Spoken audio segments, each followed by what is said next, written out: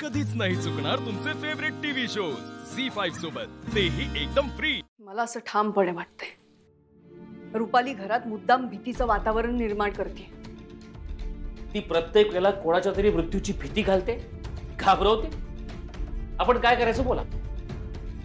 बाबा, ती आपल्याला घाबरवण्यासाठी, कन्फ्यूज करण्यासाठी आता हे सगळं असंच करत राहणार। हो, पण आपण आता शांतपणे विचार करायला हवा की ती आता ह्यापुढे काय करेल। नाही इंद्रायणी, मला असं वाटतं की आपण शांत राहून चालायचं नाही आता।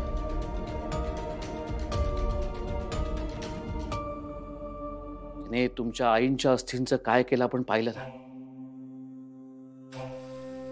ती राक्षस आहे, ती राक्षसी कृतीच करणार। ती दिवसेंदिवस विकृत होत चालली।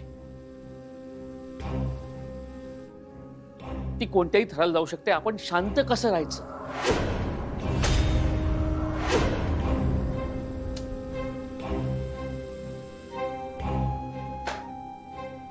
बाबा, मी एक बोलू का? मला इंद्राणी आत्याचं पटतंय। ती फक्त आपल्या सगळ्यांना घाबरवण्यासाठी हे करते आणि आपल्यापैकी कोणालाही काहीही ती करणार नाही। नाही नेत्रा, तिचं नेक्स्ट टार्गेट तू आहेस। ती मला म्हणाली होती तुझ्या जीवाला धोका आहे, तरी मी तुला एकटीला बाहेर जाऊ दिलं, म्हणून आज हे सगळं घडलं। मी तुला एकटीला जाऊच दिलं नसतं तर आज हे असे घडलंच नसतं नेत्रा। नाही साहेब, तुमची काही चूक नाही,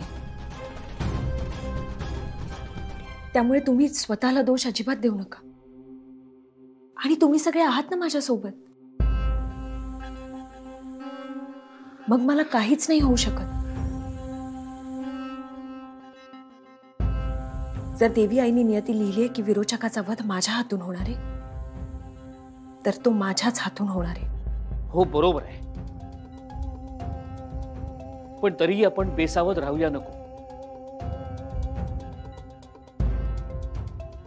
नेत्रा, फाल्गुनी काही क्षणाकरता आपल्या डोळ्यांसमोर नव्हती। आपली काय अवस्था झाली होती?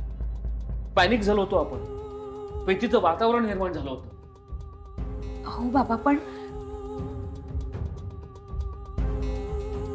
मी माझ्या आईला गमावलंय, अजून मला कोणाला गमवायचं नाहीये। आता जर का मी कोणाला गमावलं ना, तर ते सहन करण्याची ताकद नाहीये माझ्यामध्ये। त्यामुळे तर पास, प्लीज प्लीज।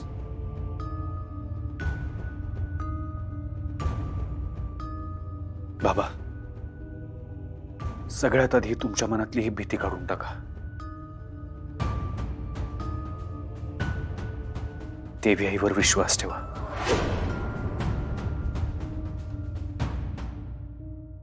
देवी आई कोणालाही काही होऊ देणार नाही आता।